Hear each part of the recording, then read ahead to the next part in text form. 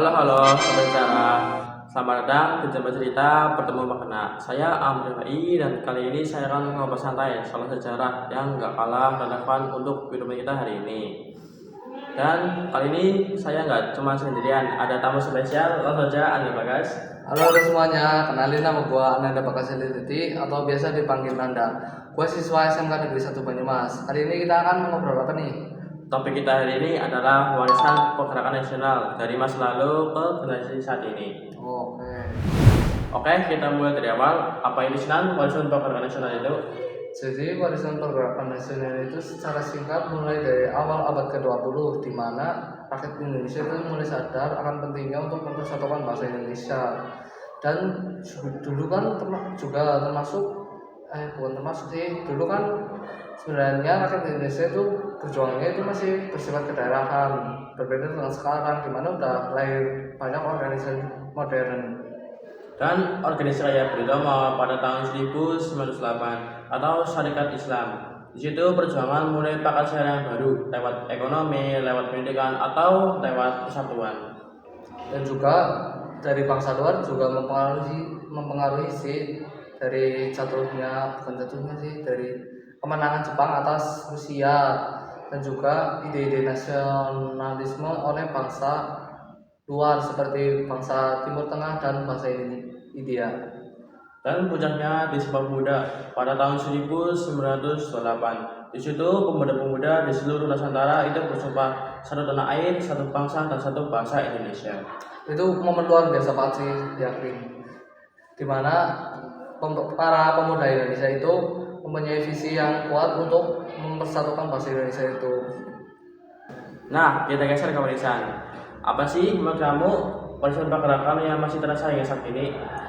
Kalau menurut gue sih yang masih terasa itu bahasa Indonesia sih.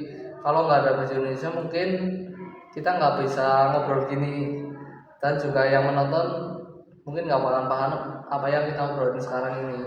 Terus pendidikan, Ki Hajar Dewantara tuh ngajarin kalau sekolah itu bukan hak yang istimewa, tapi hak untuk semua orang. Dan semangat persatuan, walaupun berbeda suku, ras, agama, dan budaya, tetapi kita kan tetap satu, yaitu Indonesia. Jadi gotong royong juga masih terus banget dari menolong korban bencana atau kerja bakti. Itu merupakan nilai yang masih terjaga sampai sekarang sih, dimana itu merupakan nilai yang positif banget sih.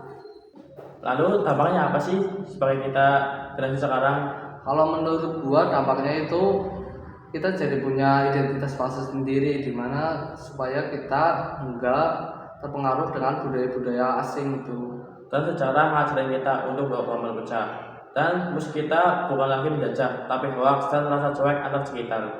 Betul banget sih, walaupun kita sudah bebas dari penjajahan, tetapi kita juga harus mempunyai tanggung jawab untuk meneruskan perjuangan bangsa-bangsa terdahulu kita. Dan kadang itu loh Pak, hal-hal kayak bisa sekolah, bebas ngomong, atau pakai bahasa Indonesia itu adalah hasil dari perjuangan panjang loh. Betul banget itu. Terus apa sih aksi nyata yang bisa kita lakukan hari ini?